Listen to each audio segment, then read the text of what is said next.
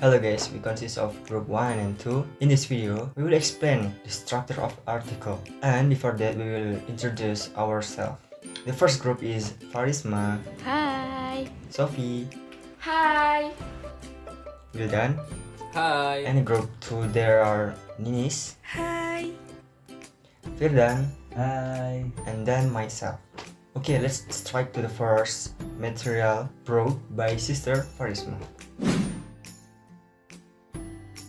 An article is scientific works that present general facts and are written according to a good and correct writing methodology.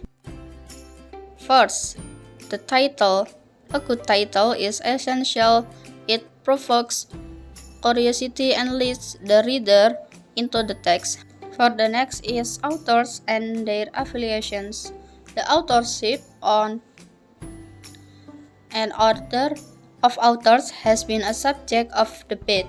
The third is author for correspondence, the full name, place of work, postal and email address, as well as telephone and fax number of the author to whom the editors of the journal will address all correspondence and who is responsible for keeping the entire research term informed should be detailed. For the next is header and footer. Short description of the item, usually no more than 40 characters, which help the affiliation and location of the item. The next is references. If you have been using a reference manager, it is relatively easy to complete the references. Carefully examine the references to ensure, first, that the correct reference is included. The next is that you have actually read the primary reference and have correctly quoted from it. The third is that the spelling of the author's title of the article and journal is correct.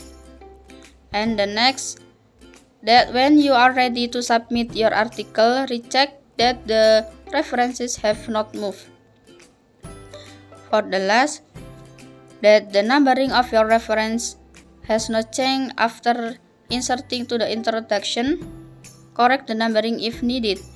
The abstract is an opening summary of the story and the title gives the story a name. The recipe for writing an abstract is, first, 1 or 2 short sentences starting the context or background. The second one is 1 sentence starting the research question. The third one is 1 or 2 sentences starting the methods. The fourth one is 1 or 2 sentences starting the most important findings, including statistical significance. Start with the answer to your research question. The last one is 1 sentence modestly stating the clinical significance of your study. Keyword. They should be carefully chosen to provide visibility to the article and to facilitate its dissemination through computerized search system. The term list in the medical subject headings of the National Library the medicine should be used. Acknowledgements. Who should be included in the acknowledgements? Always acknowledge those who have helped you in conducting this study. It could be individual, institution, or organization. ICMGE guidelines are very useful for this. Introduction. The introduction should put the work in context, that is, to expose the nature and relevance of the problem that has motivated in the research. The next material will be brought by Sister Sophie. Method. The method must be accurately describe exactly what you have done, how you have done it, and how you have analyzed your data. The method must be written in the past tense, and a major portion of your method section will be in your research proposal. The method includes your types of research: data source, data collection techniques, research data analysis techniques, checking and validity of findings. You also have to describe the data management and the statistical methods used to analyze the results of your study, as your conclusions are dependent on the correct analysis. And the method includes when was the study performed. By convention, this is given near the beginning of the method section. You also have to describe the data management and the statistical methods used to analyze the results of your study, as your conclusions are dependent on the correct analysis.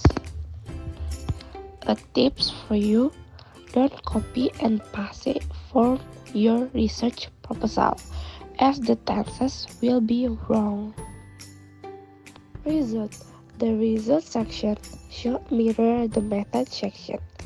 For each part in the method section, there must be a corresponding result. In the results section, you just give the results and do not comment on them, because that belongs in the discussion. The results must be visible and understandable in a rapid and clear way. It is therefore advisable to begin by constructing tables and figures, and then to write the relevant text on the basis of this, using the past tense and without repeating information. To present the data in an orderly manner, it may be useful to begin the section with a clear, concise, and direct statement about the main finding of the study, and then to follow the order established in the methodology.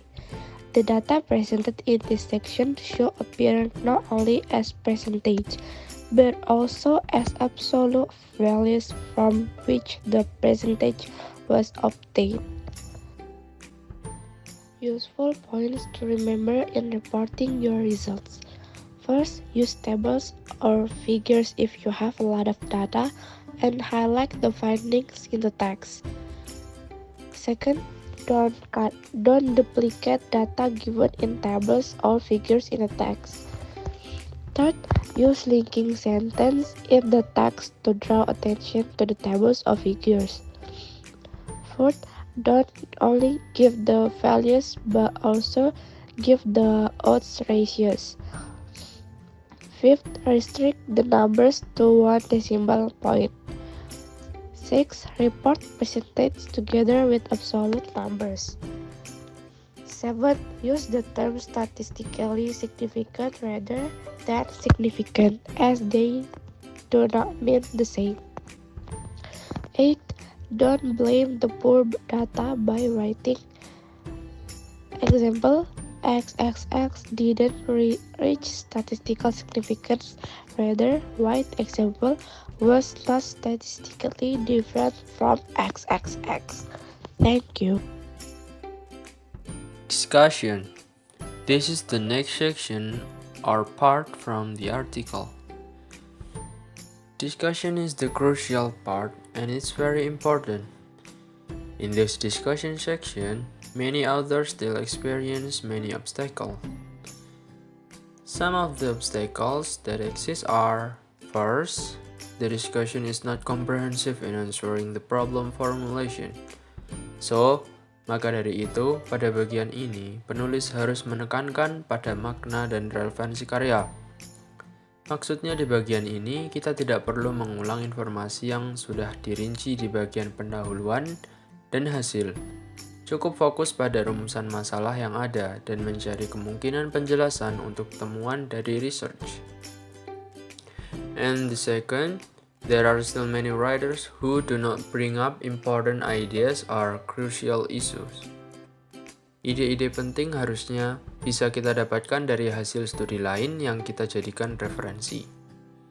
And the third, not able to present initial and our main findings, indication, important message, implication, and for policy direction.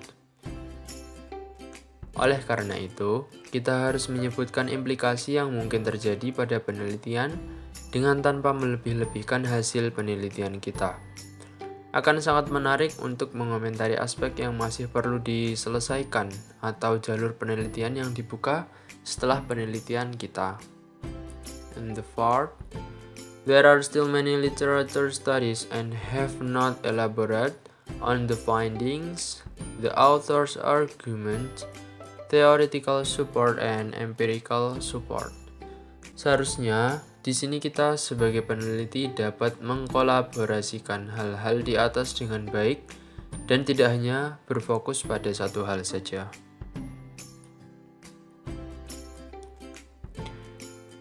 Discussion. This is the most difficult part to write, but it's not impossible if you follow this suggestion.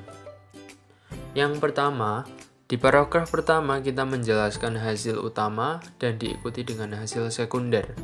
Dengan kata lain, kita menjawab pertanyaan penelitian serta memperkuat jawabannya.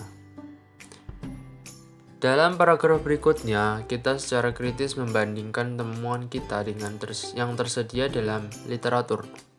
Pada bagian ini kita dapat mempertimbangkan mengapa temuan penelitian lain berbeda dengan penelitian kita. Jika Anda memiliki hasil sekunder yang menarik, ini bisa dibahas dalam 1 atau 2 paragraf berikutnya. Namun jangan terlalu menekankan temuan ini, karena penelitian Anda mungkin tidak dirancang atau diberdayakan untuk menjawabnya. Yang berikutnya, paragraf berikutnya adalah membahas tentang kekuatan, keterbatasan, dan kesulitan penelitian kita dan membandingkan keterbatasan kita dengan yang ada dalam literatur.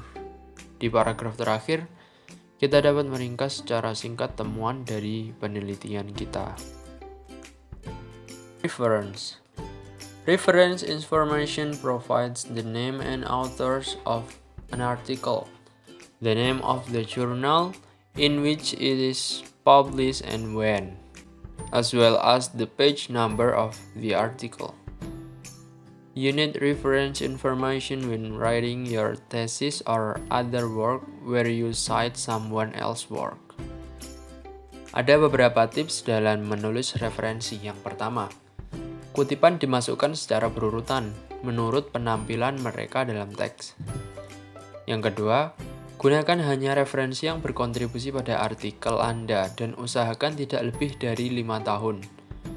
Dan yang ketiga, sebisa mungkin kutip artikel asli. Alih-alih artikel ulasan dan pastikan kutipan tersebut sesuai dengan artikel asli yang ingin Anda sebutkan. And that is an explanatory video about the structure of the article. For the next one is an analysis which will be explained by Group 2 at the next meeting. I am Safardin Aziz, a representative from Group 1 and 2, signing out.